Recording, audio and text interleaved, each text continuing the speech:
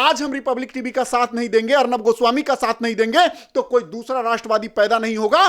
फिर पैदा होगा कौन? परमवीर जैसे लोग। फिर पैदा होगा कौन? उद्धव ठाकरे जैसा लोग, जो सत्ता के ऊपर कब्जा करके और बैठ जाएंगे और अपने जूते के नोक पे, आज मैं कहता हूं जो बाबा साहेब भीमराव अंबेडकर के द्वारा जो कानून बनाया हुआ है, जो भी लोग कानून का संज्ञान देते रहते हैं कि हाँ बाबा साहेब का कानून का धज्जी उड़ रहा है, आज महाराष्ट्र अपने जूते के नोक पे कानून को रख रहा है। हम लोग को आवाज बुलंद करना होगा उनके खिलाफ, हम लोग को एकजुट होना पड़ेगा, नहीं तो हमारे बाबा साहेब भीमराव अंबेडकर का कानून का ये लोग धज्जी उड़ाते रहेंगे और बस हम लोग आज महाराष्ट्र उड़ा रहा है, आने वाला दूसरे टाइम में दूसरा स्टेट उड़ाएगा। तो साफ साफ देखा जा सकता है कि जो कानून का है वहां पे धज्जी उड़ रहा है। और एक चैनल जो सत्य के साथ खड़ा है और सच बोलता है, उसके लिए आप एक दिन में एफआईआर कर देते हैं, वो भी 1000 एम्प्लॉय के खिलाफ। आप कहते हैं कि आप अभी 10 मिनट में रिपोर्ट करो और 4 साल का रिपोर्ट दो। शर्म आनी चाहिए। मैं तो कहता हूं पूरा जो महाराष्ट्र गवर्नमेंट है, आज वो अपने किए हुए कामों पे आज वो इतना मतलब गिर चुके हैं अपने काम को जिस हिसाब से वो कर रहे हैं पूरे भारत के नज़र में। इससे पहले महाराष्ट्र पूरे भारत के नज़र में इतना कभी नहीं गिरा होगा जितना अभी पिछले 3 से 4 महीने के अंदर में गिर चुका है। आज जो मुंबई की स्थिति है, वहां की जनता जो है वो त्राहिमाम हो चुकी है। वहां के सत्ताधारी नेता से, वहां के पुलिस महकमे से सबसे ज्यादा परेशान करने वाला ये परमवीर सिंह जो है ये है, और इनको शर्म आनी चाहिए। मैं कहता हूं एक आईपीएस होकर के आप अपने गरिमा को नहीं बचा रहे हैं। और एक चीज बताइए, आप कुछ लोगों को धुंधला सकते हैं, झूठला सकते हैं, लेकिन आप 130 करोड़ को झूठला नहीं सकते, और सांच को आंच नहीं होता है।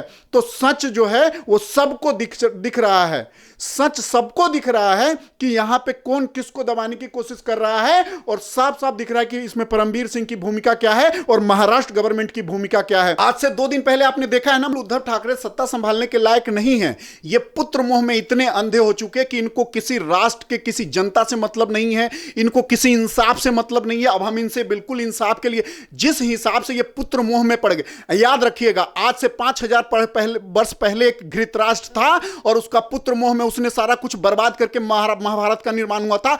आज वही इतिहास दोहराया जा रहा है, आज वही महाभारत हो रहा है मुंबई में, और धृतराष्ट्र बना हुआ है उद्धव ठाकरे, और पुत्र मोह में ये सारा कुछ करवा रहा है। और ये सारे गलती पे गलती, एक एक गलती को बर्दाश्त करते जा रहा है, सिर्फ और सिर्फ पुत्र मोह में।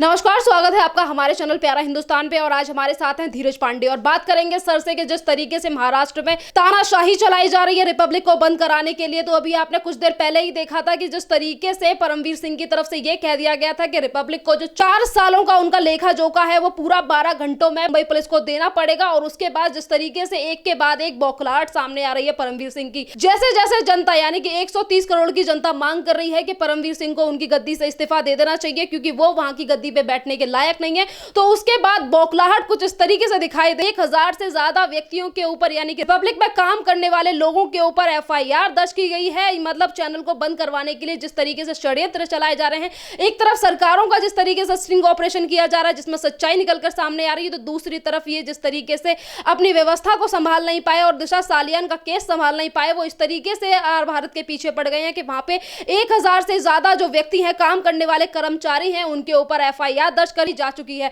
तो इसी पर बात करेंगे हम धीरज सर से। सर, जिस तरीके से तानाशाही दिखाई जा रही है, एक तरफ इनकी सरकारों की सच्चाई सामने आ रही है, एनसीपी हो, शिवसेना हो या फिर ये कांग्रेस हो, सब चीजें निकलकर सामने आ रही हैं कि षड्यंत्र रचे जा रहे हैं रिपब्लिक को बंद करने के लिए। और अब परमवीर सिंह इन्हीं की गवर्नमेंट की तरफ से ये कहा जा रहा है कि 1000 से ज्यादा एफआईआर दर्ज कराई जा चुकी है।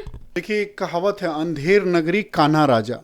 तो मुंबई में अभी यही चीज देखने को मिल रहा है, जो सच बोल रहा है उसकी आवाज को दबा रहे हैं, लेकिन जिसके साथ 130 करोड़ जनता खड़ा है उसके साथ ये लोग कुछ भी नहीं कर सकते हैं। अभी ये मुंबई पुलिस, परमवीर सिंह जो जितना बड़ा धब्बा मुंबई पुलिस के ऊपर लगा है, महाराष्ट्र गवर्नमेंट में महाराष्ट्र पुलिस के ऊपर जितना बड़ा धब्बा परमवीर सिंह जी ने दिया है, मुझे नहीं लगता है आने वाले मतलब इसको कितने ही साल में इस धब्बे को मिटाया जा सकता है और इस दाग को साफ किया जा सकता है।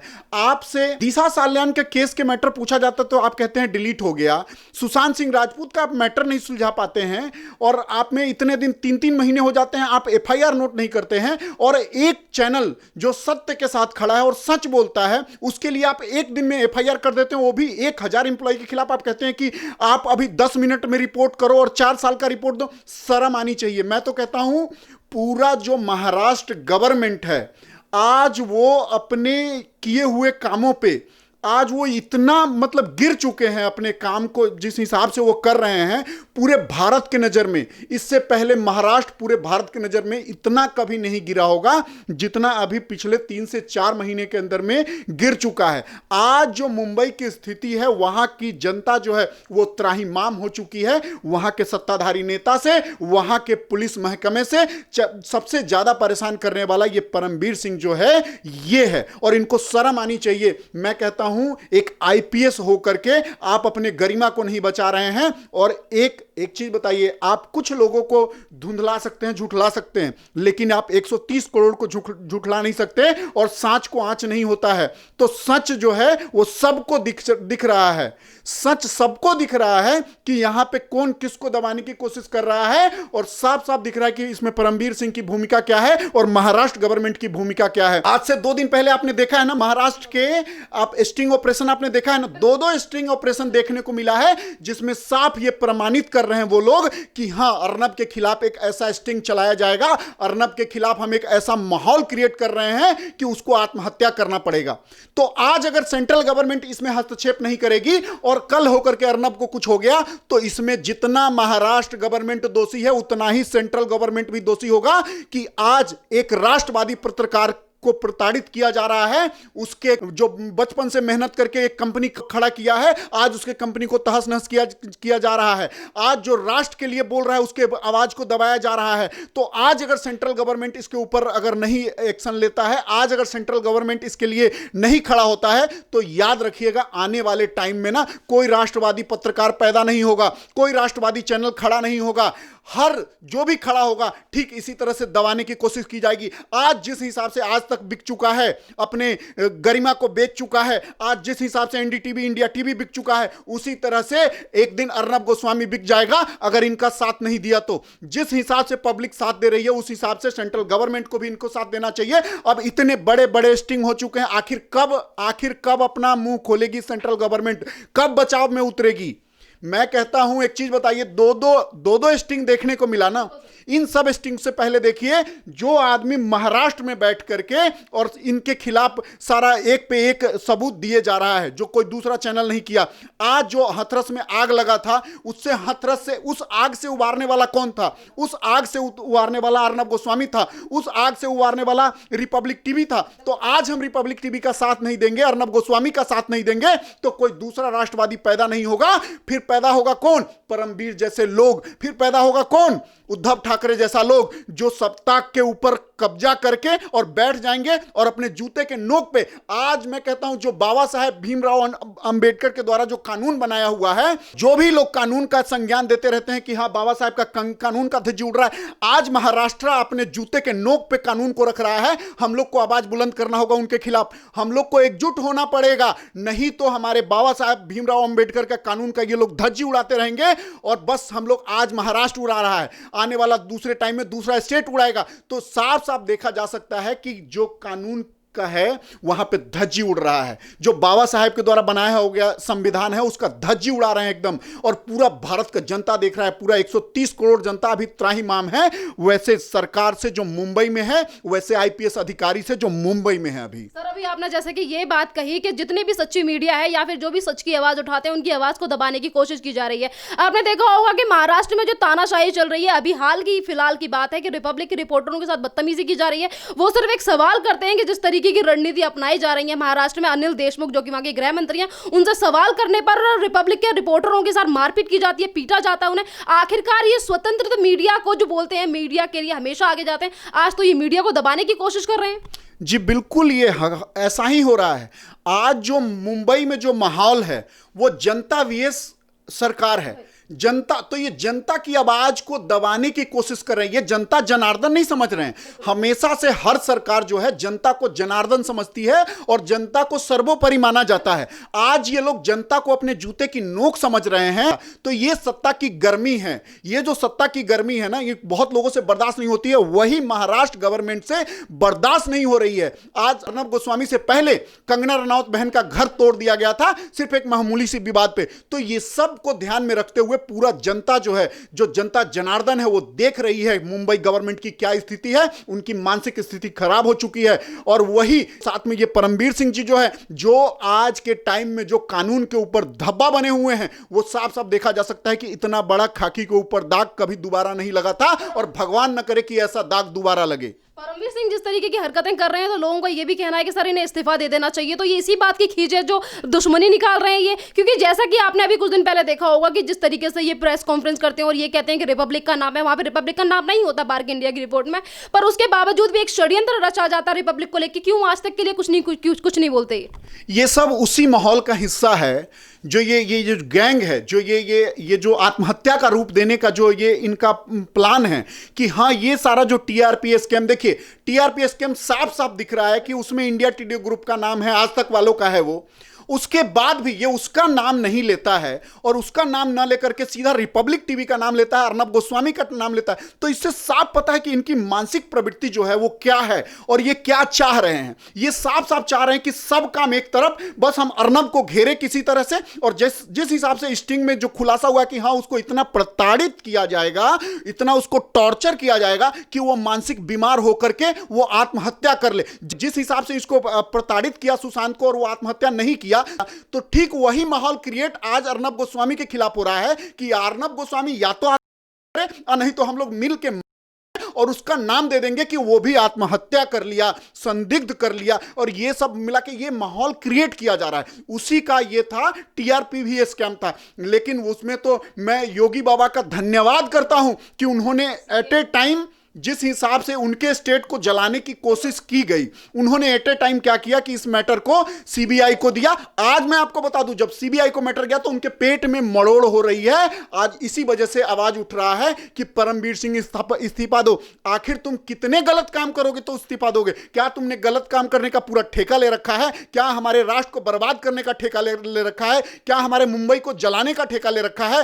तो ये सब आज जो परमबीर कर रहे हैं, पूरे जनता देख रही है और इनको इस्तीफा देना पड़ेगा। क्योंकि अब ये कुछ भी कर ले, ये कुछ भी करके बच नहीं सकते, चाहे ये कितना भी एफआईआर कर ले। भारत की जनता अर्नब गोस्वामी के साथ है। कर तो ले, ये 2 घंटे के लिए इसको प्रदीप भंडारी को गिरफ्तार किया था, झुकना पड़ा ना, नाकों तले चना, दांतों तले चना चबा दिया ना 2 घंटे के अंदर। जैसे अर्नब गोस्वामी को पता चला ना, निकल के और वहीं निकल के उनके मुंह पे माइक लगा के पूछता रहा कि तुमने क्यों किया जब मेरे पास बेल था। तो ये सब देख लीजिए, ये सब एक माहौल क्रिएट किया जा रहा है। ये जो एफआईआर है, जो ये टीआरपी में जो नाम उनका लिया गया, तो ये सब एक प्रक्रिया है कि ये पूरा एक माहौल क्रिएट करके हम अर्नब गोस्वामी की मानसिक स्थिति पे प्रहार करेंगे। लेकिन अर्नब गोस्वामी एक अकेला ऐसा शेर है कि पूरे महाराष्ट्र गवर्नमेंट के मानसिक स्थिति पे प्रहार कर दिया है, परमबीर सिंह पे भी प्रहार कर दिया है, जिसका अब हमें देखने को मिल रहा है कि कैसे बौखलाए हुए हैं। और एक चीज बताइए, आज तक क्या कभी आपने सुना था कि एक पत्रकार के ऊपर हाथ उठा है? इससे पहले भी प्रदीप भंडारी के ऊपर हाथ उठा है, आज भी हमें देखने को मिला है। जिस हिसाब से सोहेल के ऊपर हाथ उठा है, यहां पे उसको मारा गया है। क्या ये नहीं दर्शाता कि आज महाराष्ट्र पुलिस का जो है वो मानसिक स्थिति खराब हो चुकी है? क्या ये नहीं शो करता कि पूरा महाराष्ट्र गवर्नमेंट का मानसिक स्थिति हिल चुका है, कि अब राष्ट्रवादिता जाग चुका है? लोग जो है, जनता जो है, ये जनता आखिर क्यों ऐसा हो रहा है? उनकी मानसिक स्थिति क्यों बिगड़ रही है? जो वो अर्नब पे अप्लाई करना चाह रहे हैं उनके ऊपर अप्लाई क्यों हो रहा है? क्योंकि जो जनता जनार्दन है आज अर्नब गोस्वामी के साथ है, आज वो लोग रिपब्लिक टीवी के साथ है। इस वजह से कि आज तक का चैनल देख लीजिए, जिसका 46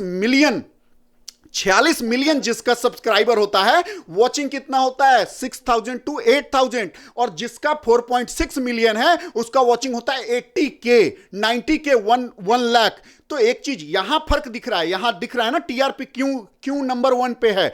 18 महीने में जो चैनल एक नीचे से उठ के नंबर 1 के टीआरपी आप पे आ चुका है, इसके वजह से इन लोग के पेट में मरोड़े उठ रहे हैं। एक लास्ट सवाल मेरा कि अभी आपने जैसे कि कहा नीचे से एक बड़ा चैनल, नीचे से एक चैनल है जो ऊपर आ गया, जो रिपब्लिक टीवी है। यहाँ पे आपने ये भी बात कही कि जितनी तरह से जनता उनको सपोर्ट कर रही है। लास्ट सवाल मेरा ये है कि जितनी भी जनता सुशांत सिंह राजपूत के केस को लेकर रिपब्लिक से जुड़ी थी और आज वो अर्नब के साथ जी जान से खड़ी है, उन्होंने सबने कह दिया है कि वो सबके साथ खड़े हैं, जैसा कि अभी आपने भी कहा। और रिपब्लिक पे अर्नब गोस्वामी भी इस बात का हमेशा जिक्र करते हैं कि 130 करोड़ की जनता उनके साथ खड़ी है। क्या एक संदेश देना चाहोगे उन लोगों के लिए जो उद्धव ठाकरे को उनकी शक्ल दिखाकर रहेगी, जो कि तमाम लोग ऐसे ट्वीट करते रहते हैं कि उद्धव ठाकरे जी इस्तीफा दीजिए क्योंकि अब आप सत्ता संभालने लायक नहीं है? जी बिल्कुल, उद्धव ठाकरे सत्ता संभालने के लायक नहीं है। ये पुत्र मोह में इतने अंधे हो चुके कि इनको किसी राष्ट्र के, किसी जनता से मतलब नहीं है, इनको किसी इंसाफ से मतलब नहीं है। अब हम इनसे बिल्कुल इंसाफ के लिए, जिस हिसाब से ये पुत्र मोह में पड़ गए, याद रखिएगा आज से 5000 वर्ष पहले एक धृतराष्ट्र था और उसका पुत्र मोह में उसने सारा कुछ बर्बाद करके महाभारत का निर्माण हुआ था। आज वही इतिहास दोहराया जा रहा है, आज वही महाभारत हो रहा है मुंबई में और धृतराष्ट्र बना हुआ है उद्धव ठाकरे और पुत्र मोह में ये सारा कुछ करवा रहा है। और ये सारे गलती पे गलती, एक एक गलती को बर्दाश्त करते जा रहा है सिर्फ और सिर्फ पुत्र मोह में।